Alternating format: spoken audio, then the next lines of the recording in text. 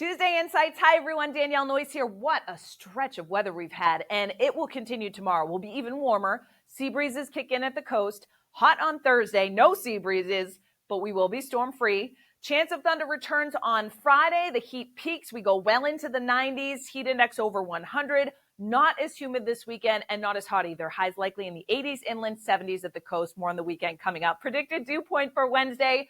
Oh my goodness, 40s and 50s. Humidity still in check. Very comfortable for summer and July standards. By the way, put out a social post yesterday that we were closing in on 500 members for our exclusive content, and we hit it. Thanks to you. Let's see how far we can go. 4 different membership levels here. Help support real science and push the 1 degree outside mission forward. Matt and I appreciate each and every one of you. All the info you need to know on how to sign up is at membership.onedegreeoutside.com. Okay, big story across the country. We talked about it yesterday is the heat. Nearly 60 million Americans under some sort of heat-related advisory, watch, or warning.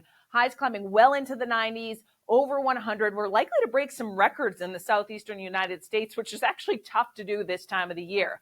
2 different weather features on the map you're going to notice here, too, as I put on the precipitation. One is a stalled-out boundary through the Midwest into the Central Plains. That's going to focus some downpours, some thunderstorms, some localized flash flooding. Same goes over the Gulf and stretching into the southeastern United States. Another stalled out boundary, some ocean influence here with moisture from the Atlantic and the Gulf.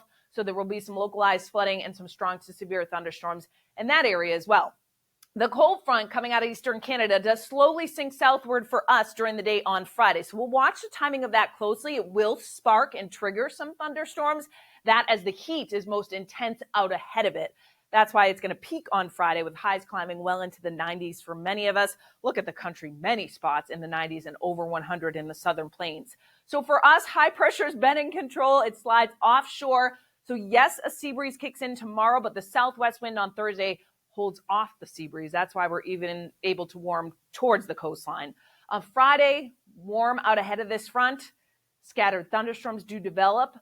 And some of them could be strong with this much heat and humidity in place. That's something we're going to keep an eye on. So Friday is a day to be weather aware, particularly in the northern half of New England. The farther south you come, I actually think most of the day will be dry.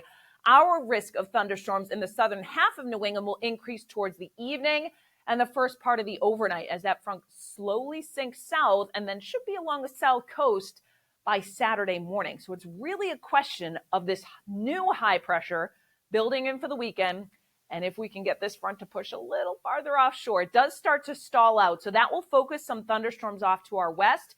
So the risk is highest for a lingering storm on Saturday in southwestern New England. That's where the heat will kind of stick around in a few spots as well. But that high is going to battle back and try to nose its way down into New England over the course of the upcoming weekend. You can track the percent chance of precipitation and the temperatures, of course, with our app. The 14-day forecast, the hourly forecast. You got the current conditions on there as well. The Send to Us tab. Let us know what you're doing out and about this summer. We put them on the pictures we receive on our community gallery page. Our app is free, by the way, on the App Store and Google Play. Highs for our Wednesday, climbing into the 80s in many areas. A very seasonable July day. 70s to near 80. Just beautiful on Cape Cod. 70s along the coastline of Maine.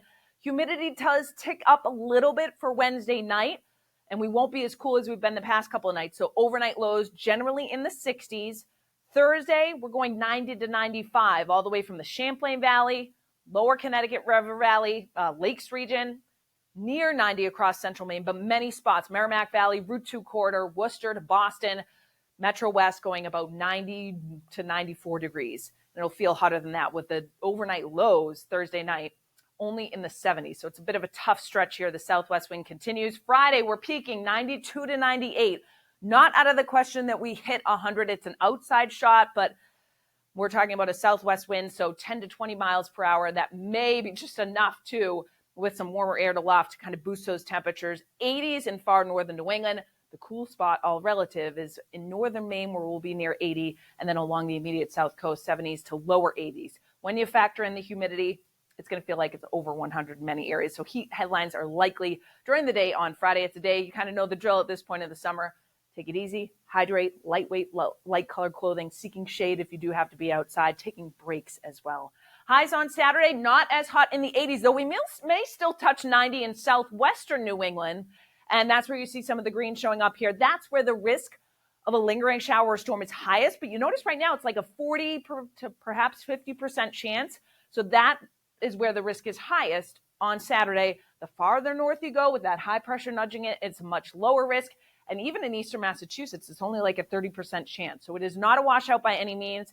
The chance does go up a little bit on Sunday, like a 40 to 60% chance. Again, that's not rain the whole day. It's just the chance that we get a few pop-up showers or storms to come back into play. So we'll keep you posted on the weekend.